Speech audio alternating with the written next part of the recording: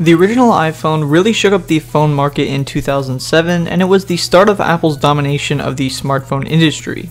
But since then, Android has become one of the most popular operating systems out there. The Nexus 5 is LG and Google's flagship device made to offer the purest form of Android available for more than half the price of the iPhone 6.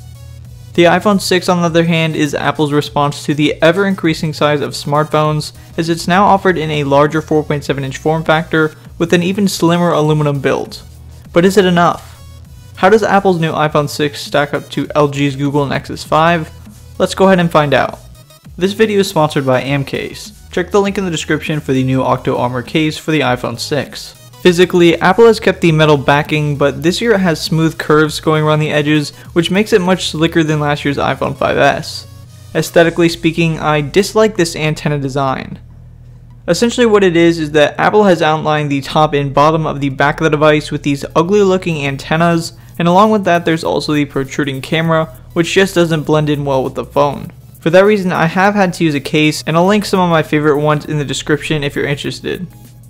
Now the Nexus 5 also has a nice solid build, but it's solid in a different way. Instead of aluminum, LG opted to go with a matte rubbery finish that's similar to the feel of the Asus Nexus 7. It's nice and grippy and won't collect scratches, so chances are a case isn't completely necessary when rocking the Nexus 5. One thing it does seem to collect though is little oily splotches on the back, but that can be easily cleaned with some spray and a cleaning cloth. As far as pricing and availability goes, the LG Google Nexus 5 will cost you $349 for the 32GB variant, while the iPhone 6 will run you $199 for the base 16GB model that comes with a 2-year contract.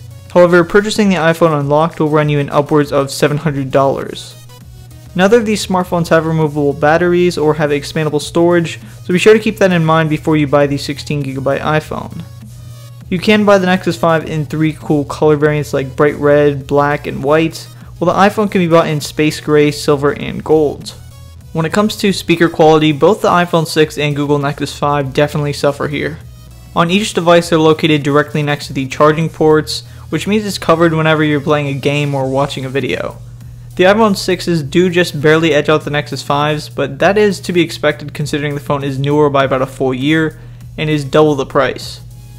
In terms of the display, the iPhone's has now been bumped up to 4.7 inches like I mentioned earlier, and it now has 720p resolution. Somehow though, it is every bit as clear as the Nexus 5's or even the Galaxy S5's display. I don't know what it is about Apple, but they always seem to do a great job with the displays.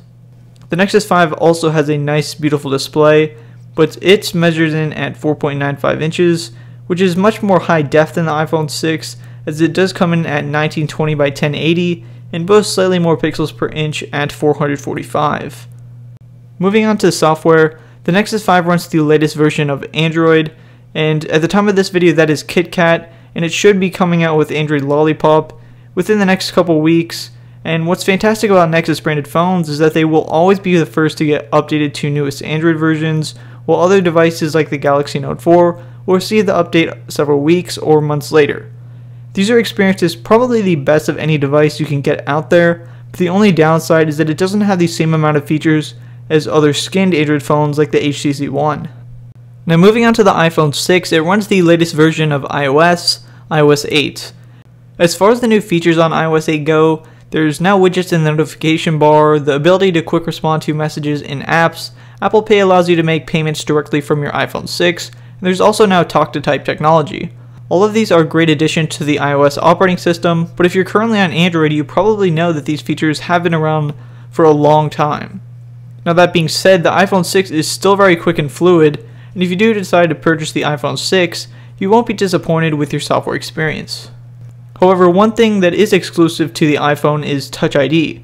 It allows you to unlock your phone with your fingerprint and also make payments with applications like PayPal and purchase items through the App Store without using your passwords. It's something that I really wish the Nexus 6 had, and I hope more Android phones get. Next up is battery life, and I would really like to clear this up regarding the Nexus 5. I read all the time about users being unhappy with the Nexus 5's battery life, and it's not bad. It's actually been really good in my experience. Well, in Japan, I was able to get through most days, which would be from about 8 in the morning to 10 p.m. in the evening before it would die. And this would be with heavy Google Maps usage and the GPS constantly scanning. The iPhone 6 on the other hand boasts a minuscule 1810 mAh battery that will last you through a full day.